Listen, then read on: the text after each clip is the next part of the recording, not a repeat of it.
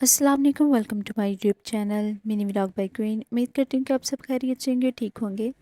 آج کی ہماری کہانی ہے انوکھا مسافر اور جادوئی چراغ۔ کئی سال پرانی بات ہے، ایک دور دراز شہر کے باہر ایک چھوٹا سا پرسکون گاؤں آباد تھا۔ اس گاؤں کے لوگ سیدھے سادے اور خوشحال تھے۔ ایک دن گاؤں میں ایک انوکھا مسافر آیا۔ اس کے پاس پرانے کپڑے تھے اور ایک پرانا جھولا تھا، لیکن اس کی آنکھوں میں ایک عجیب سی چمک تھی۔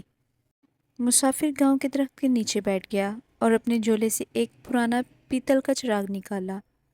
اس نے چراغ کو رگڑنا شروع کیا۔ فوری طور پر چراغ سے دھواں نکلنے لگا اور ایک جن حاضر ہوا۔ جن نے پوچھا، آپ کا حکم کیا ہے میرے آقا؟ گاؤں کے لوگ حیران رہ گئے۔ مسافر نے جن سے کہا، اس گاؤں کے سب سے ضرورت مند شخص کو ڈھونڈو اور اس کی مدد کرو۔ جن نے گاؤں کا چکر لگایا اور ایک غریب کسان کو ڈھونڈ نکالا جس کی فصل خراب ہو گئی تھی۔ جن نے کسان کو فصل کو ہرا بھرا کر دیا اور اسے ڈھیروں اناج دیا۔ گاؤں کے لوگ مسافر کے پاس آئے اور اسے شکریہ ادا کیا۔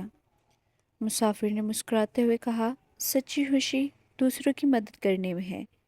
اس نے چراغ کو واپس جھولے میں رکھا اور اپنی منزل کی طرف روانہ ہوا۔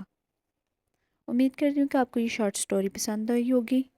ملتے ہیں کسی نئے سٹوری کے ساتھ، تب تک کے لیے اللہ حافظ۔